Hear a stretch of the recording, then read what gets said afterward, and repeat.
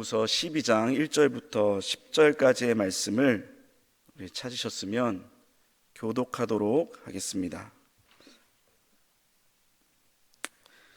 무익하나마 내가 부득불 자랑하노니 주의 환상과 계시를 말하리라.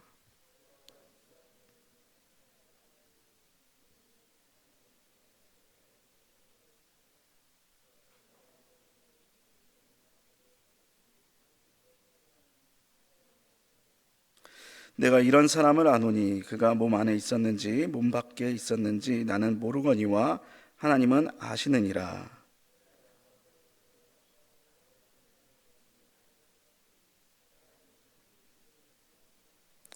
내가 이런 사람을 위하여 자랑하겠으나 나를 위하여는 약한 것들 외에 자랑하지 아니하리라.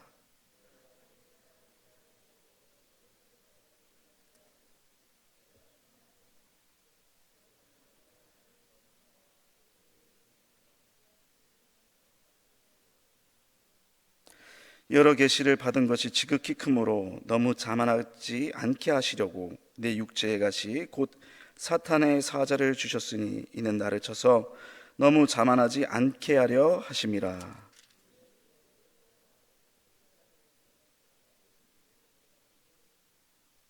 나에게 이르시기를 내 은혜가 내게 족하도다. 이는 내 능력이 약한 데서 온전하여 짐이라 하신지라. 그러므로 도리어 크게 기뻐함으로 나의 여러 약한 것들에 대하여 자랑하리니 이는 그리스도의 능력이 내게 머물게 하려 함이라. 그러므로 내가 그리스도를 위하여 약한 것들과 능력과 궁핍과 박해와 곤고를 기뻐하노니 이는 내가 약한 그때의 강함이라. 아멘. 사도 바울이 고린도 후서를 쓸 당시 고린도 교회는 영적으로 매우 혼탁한 그러한 시기를 맞고 있었습니다. 분명히 바울은 예수 그리스도의 피 묻은 복음, 그 십자가의 복음을 전했는데 일부 고린도 교인들은 율법주의에 심취해 있었습니다. 그리스도인이라면 참된 복음을 듣고 그것을 받아들이고 또 잘못된 가르침은 배격해야 마땅합니다. 그럼에도 고린도 교인들은 잘못된 가르침을 배격하기는커녕 그것을 받아들이고 그것을 굳게 지켰습니다. 그리고 더 나아가서 사도 바울을 배격하는 그러한 일도 저질렀습니다. 이들이 이러한 행위를 했던 이유, 이러한 상황에 빠진 이유는 간단합니다. 고린도 교인들은 가르침, 어떤 복음의 내용보다는 외적 조건을 더 중요시 여겼기 때문입니다. 거짓 사도들, 거짓 교사들은 고린도 교회 침투해서 자신들의 외적 조건을 자랑했습니다. 자신들은 정통 유대인이며 율법에 전통하며 무엇보다도 아브라함의 후손이라고 자신들을 자랑했습니다. 반면 사도 바울은 어떻습니까? 사도 바울은 맨날 얻어맞고 다니고 굶고 다니고 감옥에 다니고 고린도 교인들이 보기에도 그렇게 나아 보이는 모습이 없었습니다. 이들이 보기에 거짓 사도들이 더 권위 있어 보이고 품위가 있어 보였고 사도 바울은 그렇지 않아 보였던 것입니다. 그래서 잘못된 복음을 받아들이고 그것을 붙들었습니다. 이런 상황 속에서 사도 바울은 고린도 교인들에게 편지를 보냅니다. 그런데 여기서 사도 바울은 자신의 가진 어떠한 외적 조건을 자랑하는 것이 아니라 자신의 연약함을 자랑하고 있습니다. 여기서 우리는 중요한 영적 진리를 발견할 수 있습니다. 첫 번째는 하나님의 사람은 육신의 자랑을 경계해야 한다는 것입니다. 오늘 본문 1절 말씀 같이 읽어보겠습니다. 시작. 무익하나마 내가 부득불 자랑하노니 주의 환상과 계시를 말하리라. 사도 바울은 무익한 일이지만은 자신이 받은 환상과 계시, 그러니까 하나님께로부터 어떤 받은 경험한 환상과 계시를 말하겠다 이렇게 이야기합니다. 그러면서 14년 전에 셋째 하늘에 올라간 사람에 관한 이야기를 합니다.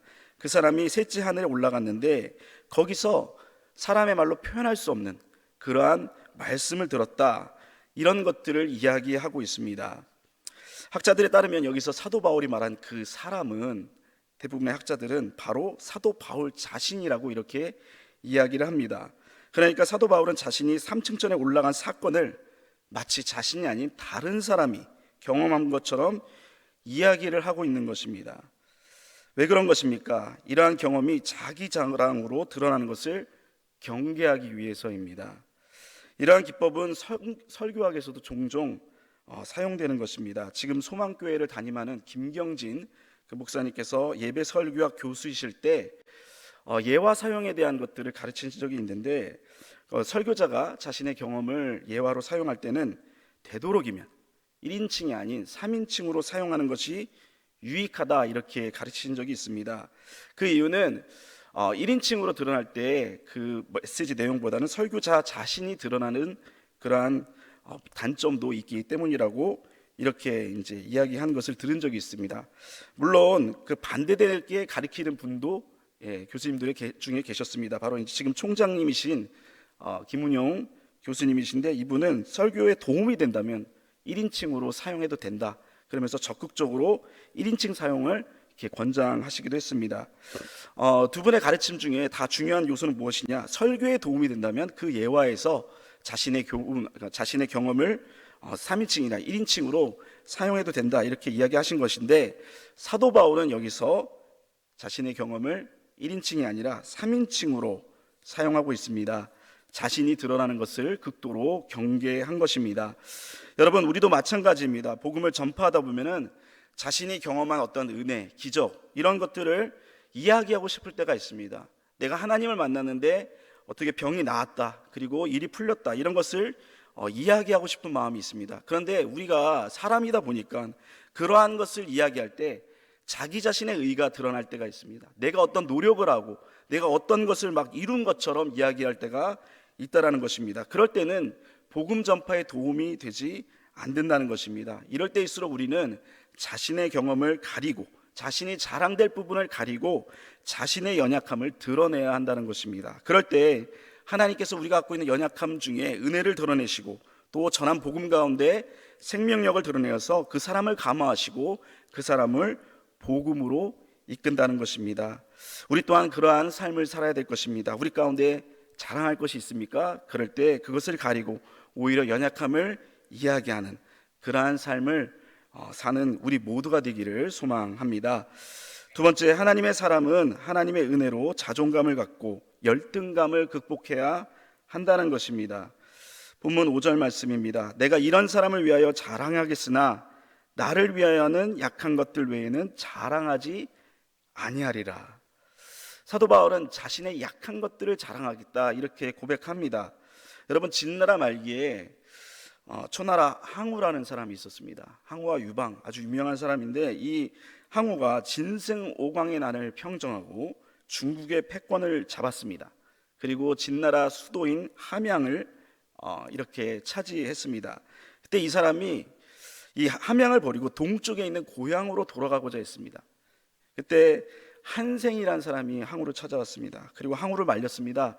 어떻게 이렇게 이야기를 했습니다. 대왕께서는 큰 뜻을 품고 또 이제 천하를 굽어보려 하시는데 동쪽으로 가서는 결코 안 됩니다. 왜냐하면 이 서쪽에 있는 이 함양은 진나라 도성이기 때문에 여기를 차지해야지 나중에 황제가 되는데 도움이 될 수 있습니다. 그렇기 때문에 동쪽에 있는 고향으로 가지 마시고 여기 함양에 머물러 계십시오, 이렇게 간언을 했습니다. 그러나 항우는 이 말을 듣지 않았습니다. 그러면서 이렇게 이야기합니다. 사람이 저마다 업적을 이루려고 애쓰는 것은 고향 땅과 사람들에게 자랑하기 위함이다. 부귀해진 뒤에 고향에 돌아가지 않는 것은 비단 옷을 입고 밤길을 가는 것과 같다. 여기서 유명한 사자성어가 나왔습니다. 금이야행이라는 사자성어가 나왔습니다.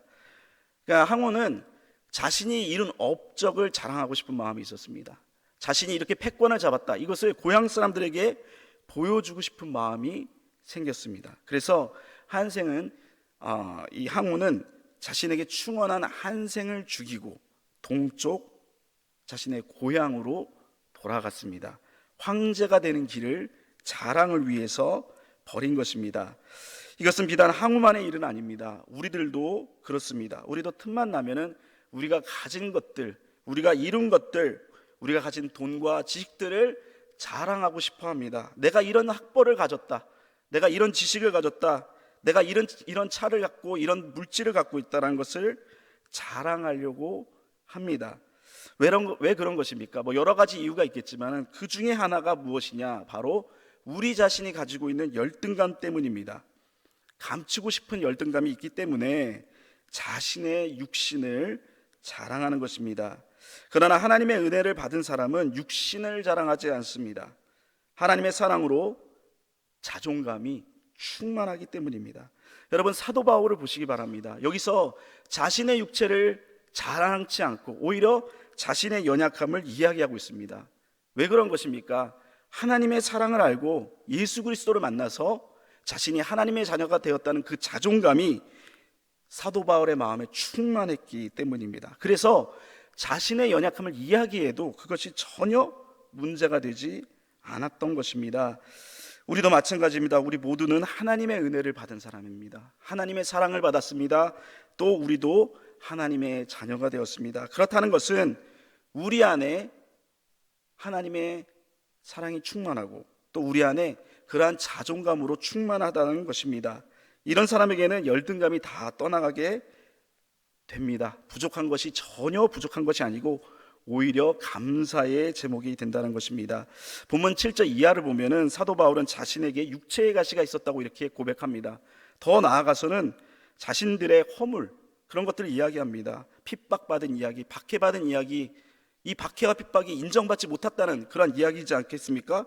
그런 이야기들을 합니다. 다 약점이 될 수 있는 부분입니다. 그러나 사도 바울은 이것을 담대히 고백합니다. 왜냐? 자신 안에는 하나님의 은혜로 말미암은 자존감이 충만했기 때문입니다. 그래서 다른 사람들의 평판은 전혀 문제가 되지 않았다는 것입니다. 사랑하는 여러분, 우리도 이런 삶을 살아야 됩니다. 우리는 인간이기 때문에 부족한 것들이 다 있습니다. 누구나 다 자신 안에 열등감이 있습니다. 이럴 때 우리가 붙들어야 될 것 바로 오직 우리 주 예수 그리스도입니다. 그분의 은혜를 붙들 때 우리는 이 열등감을 이겨내고 자존감을 회복하고 나의 자신에 있는 여러 가지 약점들, 그것을 온전히 하나님께 드림을 통해서 다른 사람들에게 은혜를 끼치는 그러한 삶을 살 수 있는 것입니다. 하나님의 은혜를 붙들므로 말미암아 자존감을 회복하고 또 그걸 통해서 하나님의 은혜를 드러내는 우리 모두가 되기를 소망합니다. 말씀의 결론을 맺겠습니다. 고린도 교회에는 거짓 교사들로 인해서 많은 문제가 있었습니다. 거짓 교사들은 자신의 육체를 자랑했습니다. 그것을 통해서 성도들을 미혹했습니다.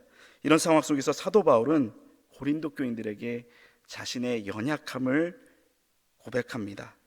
이것을 통해서 우리는 두 가지 영적 교훈을 깨닫게 됩니다. 하나는 하나님의 사람은 육신의 자랑을 경계해야 된다는 것이고, 또 하나는 우리는 하나님의 은혜로 말미암아 열등감을 극복해야 한다는 것입니다.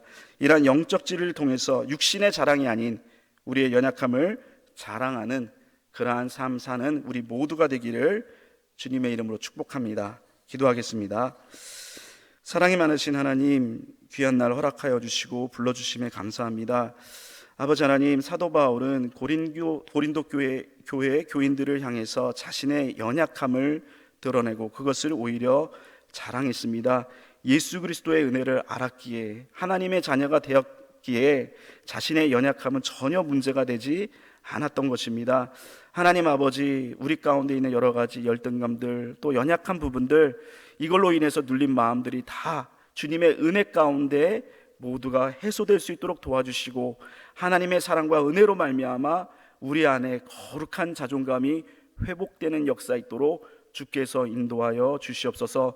오늘은 귀한 주일입니다. 우리가 하나님께 나와서 함께 예배하는 이 귀한 날, 모든 성도들 이 예배의 자리를 사모할 수 있도록 도와주시고, 이 자리에 나와서 함께 주님의 이름을 부르며 찬양하며 예배할 때에 하나님의 귀한 능력으로, 또 하나님의 귀한 은혜로, 또 말씀의 능력과 또 은혜로 은혜를 얻는 귀한 날 될 수 있도록 하나님 함께하여 주시옵소서. 예수님의 이름으로 기도합니다. 아멘.